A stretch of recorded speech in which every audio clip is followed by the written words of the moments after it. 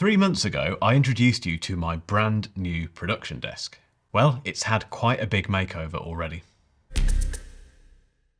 Before I get started, guys, just a very quick public service announcement. YouTube at the moment is being flooded with spam comments. And this is when people who pretend to be me reply to your comments and offer you something. They tell you you've won a prize, to get in touch with them via Telegram, or basically to do something to get the thing that you've won from me. And I can categorically say that is not me doing that. It will look like me. It will probably even have the same profile photo. It will even say Mark Ellis. It usually has something strange afterwards like Telegram or some weird characters and things, but it's not me, guys. This is a huge problem on YouTube at the moment. YouTube are doing their best to fix it, I'm being told. We keep badgering them as YouTubers. If you ever see any of those comments where I appear to be saying you've won something or get in touch with me on Telegram to claim your prize, ignore it or report it as spam. Please, anything you can do to help will be massively appreciated. I'm sorry if it's infected your comments. It's so frustrating, but hopefully we'll get this sorted. Right, back to my production desk. So as I mentioned in the previous tour video of that desk,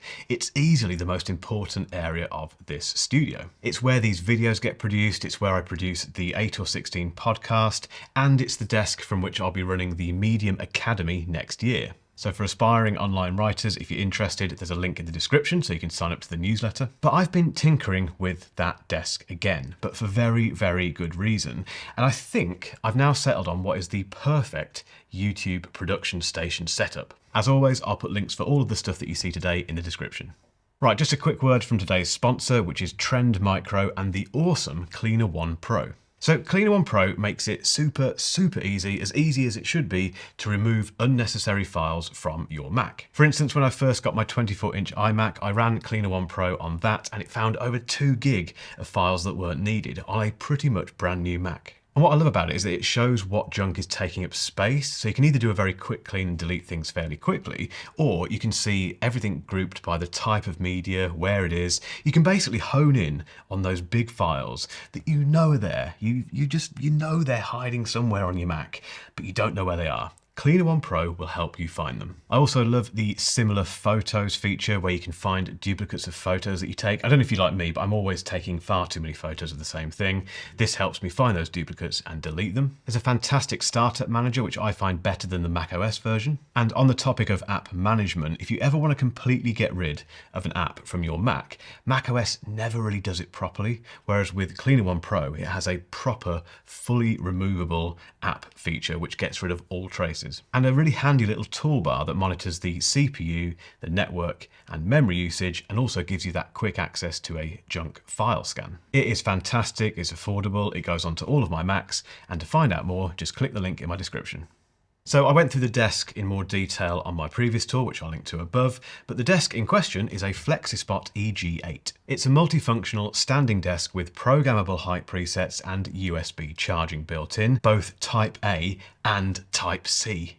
It's got this lovely white glass surface, which looks very premium, and a very handy drawer, which I put loads of stuff in that I need to use quite regularly, but don't want cluttering the desk. And as with all FlexiSpot desks, the motors are super smooth and there's very little wobble when you've got it in a standing position. And I reckon I spend about 90% of my time standing at that desk working. I used to always sit down working in the past, but ever since I've had this standing desk from FlexiSpot, I have stood to work, and I think it helps my posture, probably my stamina as well. I just feel like I've got more energy to get things done. It's just better overall. But if I am sitting down at that desk, I use the Hinomi H1 Pro ergonomic chair, which I reviewed recently and which I'll link to above.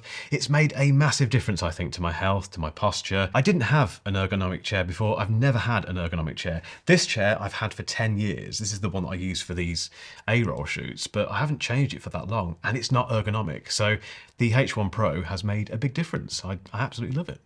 A few months back, Grovemade got in touch and asked if I fancied taking a look at some of their stuff. Now, Grovemade aren't sponsoring this video, but they did send me everything you're about to see for free and to keep. And that makes me very lucky because, boy, is it nice stuff. Grovemade are this lovely little company based in Portland, Oregon, and they've been hand-making desk accessories since 2009. I think the first and most striking is that desk shelf, which is made from 15-ply premium hardwood plywood. And as you can see, it acts as a stand for the stuff that sits on it, which I'll come on to later.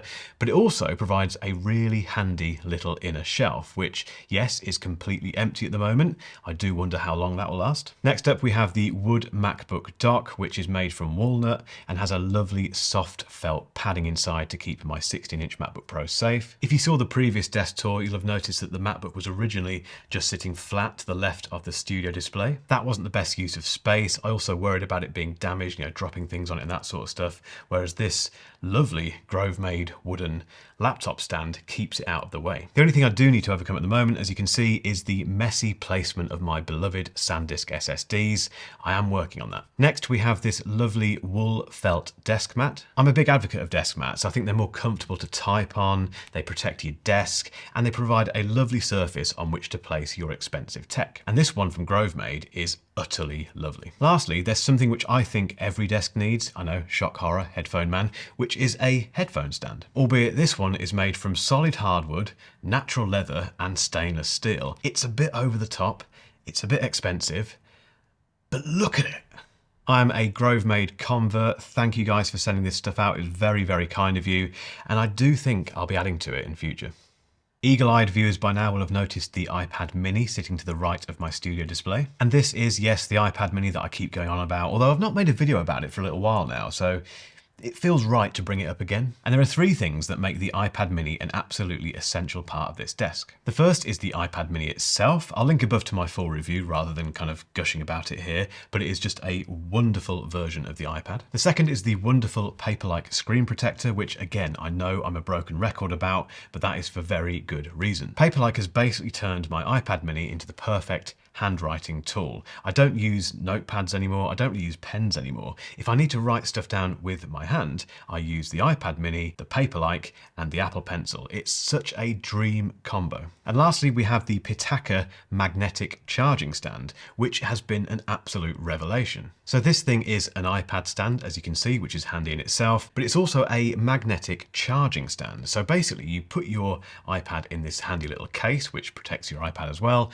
but that then attaches via magnets to the back of that stand, and the stand charges it through those magnets. So you kind of turn your iPad mini into a MagSafe iPad mini. It's genius. And that just means that my iPad mini is always ready to go. It's always charged. I can't stand charging things, as you probably know. So to have a iPad stand that also charges my iPad is brilliant. And it's even got a charging pad on the bottom for your phone. And in terms of what I do with the iPad mini on this desk, it's just useful for keeping an eye on notifications, my to-do list, my calendar, and occasionally catching up on the news while I'm working. And to the left of that, I have a little desk lamp by Govee, which can be set to a number of colors and even flash to the music you're listening to if you want it to. I just leave it on a nice soft glow. It's just a nice pleasant light while I'm working. Right, onto the full production system, the thing that powers this business and makes these videos appear in front of your eyes. The brains of the operation is the 16-inch MacBook Pro. Mine is the M1 Max maxed out version with a spec'd up graphics card, 32 gigabytes of unified memory, and a 2 terabyte hard drive. And it is the most impressive laptop I have ever owned when it comes to production. It's an acquired taste, it's very heavy, it's not the sort of laptop I'd want to use constantly every day for other things like writing and stuff like that. It's just too big for that. But when it comes to video editing, audio editing, that sort of stuff, it's been, I say it all the time, but it has been game changing. It's just so fast. I don't approach anywhere near what it's capable of, so it's got loads of headroom for the future. The fans occasionally come on, but they're very quiet. That 16-inch Pro Motion display is just fantastic if I'm editing on the go. Now that is connected to the Studio Display, which there's so many things I could say about the Studio Display. I'll link above to my most recent review of it so you can get my full thoughts.